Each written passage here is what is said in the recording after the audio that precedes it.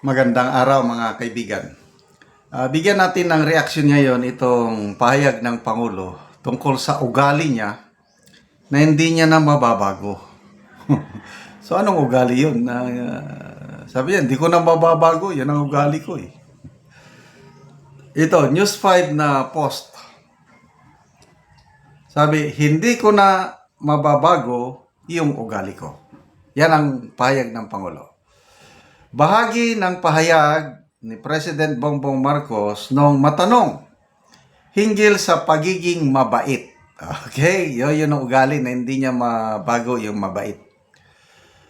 Sa pilot episode ng kanyang BBM podcast, ito ata yung interview ni Katunying, Anthony Taberna sa kanya. Pero alam mo, ito na yung dagdag niyang salita. Pero alam mo siguro, dapat nga talaga maging mas mabagsik talaga. Dahil wala eh. Kailangan talagang maging mas efficient saad ng Pangulo. So, inaamin niya na parang kulang ako sa bagsik ah. At least honest siya. Nung matanong din ang Pangulo hinggil sa pagiging mabait dahilan para umano hindi matakot sa kanya ang mga tampalasan o mga luko-luko, may siniguro ang Pangulo. Okay. Sa nakaraang 2 taon, 3 years, basta't may report kami na validated, tanggal yan. Hindi na namin ina-announce, pero tanggal yan kadalasan. Ako, I'm sorry, medyo mali ito. Yung tanggalin mo na lang, hindi mo ina-announce, kulang. There is some kulang. Basta umalis ka na. Kung hindi, kakasuhan ka namin, ikukulong kita. Umalis ka na lang, dagdag ng Pangulo. So, ito na, it's a matter of leadership style. Ganito ang style niya. Mabait nga eh. So, ano ba yung pagiging mabait? Masama ba? I think it's a good one. Huwag mong baguhin. Mahal na Pangulo yung pagiging mabait mo.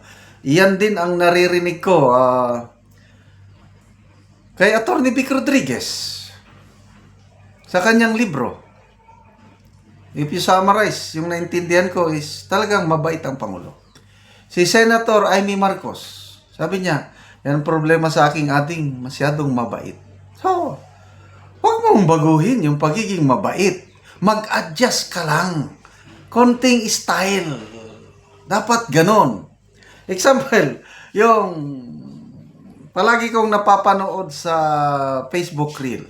Tinanong siya ng reporter sa media, Mr. President, anong masasabi mo doon sa mga lumalalang droga o yung mga problema sa pinagbabawal na gamot? Anong gagawin mo? Ang sagot niya tumawa, ay, basta bahala sila dyan. Basta kami, ituloy lang namin aming ginagawa. Ganun lang siya. Hindi katulad ng Pangulong Rodrigo Duterte, mayroong Christmas message ha. Christmas message. Oh. 'Di ba? Kung Christmas message dapat yung mapagmahal kasi ang Christmas, spirit of Christmas, pagpapatawad, pagmamahal. Kaya lang sabi niya sa mga drug addict, yung mga nag-ano ng drugs, katapusang Christmas nyo na ito. Yun po ang kaibahan nila ni Pangulong Duterte. Si Pangulong Duterte, marunong siyang gumamit ng salita lang. Kailang yung salita niya, it penetrates, it injects fear. Ito ang kulang sa Pangulo. Kaya, mabuti inamin niya. Pero alam mo, siguro dapat nga talaga maging mas mabagsik talaga dahil wala eh. Kailangan talagang maging mas efficient. Ito ang kulang niya. Kunting bagsik naman. Huwag palaging mabait dahil kayo po ang amahan ng 116 o 117 million Pilipinos. Okay lang kung lahat tayo o majority law-abiding citizen, sumusunod sa batas. Okay lang yun. Kung mas kalahati ang tampalasan, kalahati ang mga luko-luko, mabait ka pa rin. No, dapat magpakita ka ng image na, okay, nung tinyente pa ako, I think 1988, may strike mission kami sa, nasend kami sa Agusan del Sur, papunta kami ng Davao del Norte, sa isang bayan na napakagulo, ang daming NPA, San Vicente, Davao del Norte, noon Laak, ngayon San Vicente. So, delikado. Mag-reinforce kami doon dahil ang isang army battalion doon, kawawa, binubugbog ng mga NPA. Talagang malakas ang NPA.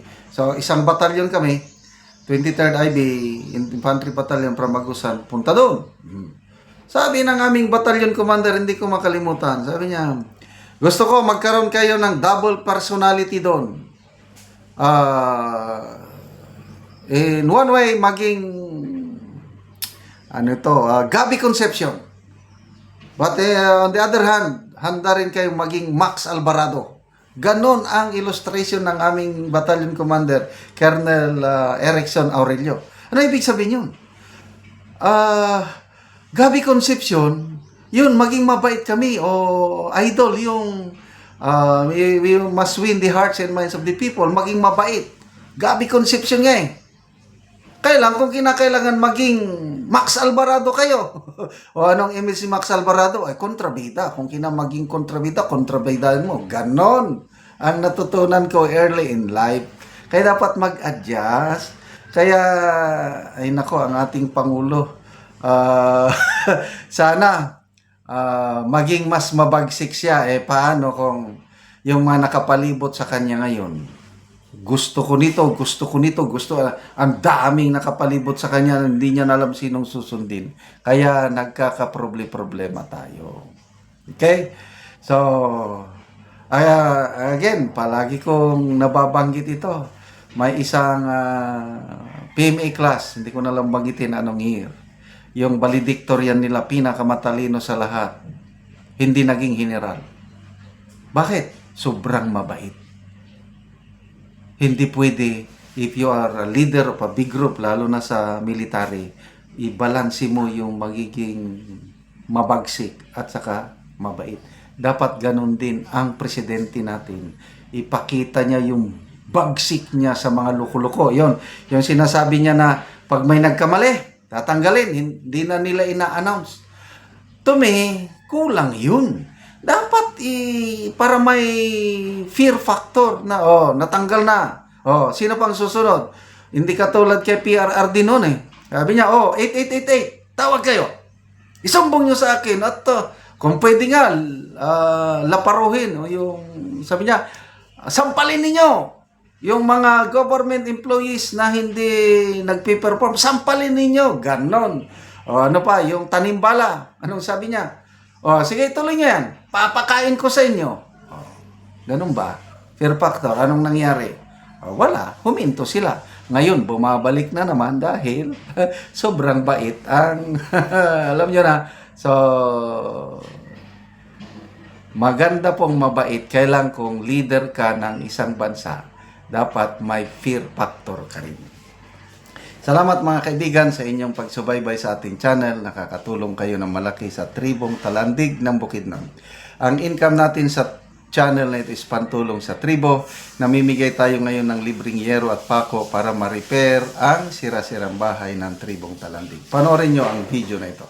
Maupod ni ang natabangan na mugero.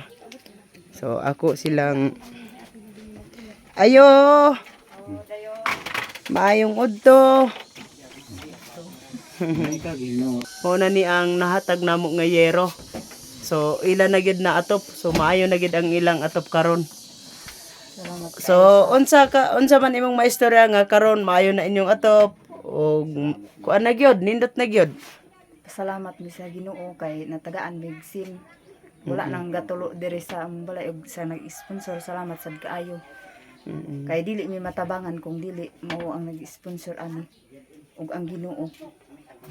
Kung wala pa ang tabang, dili pa mi makaatop kay lisod pa ang panginabuhian karon.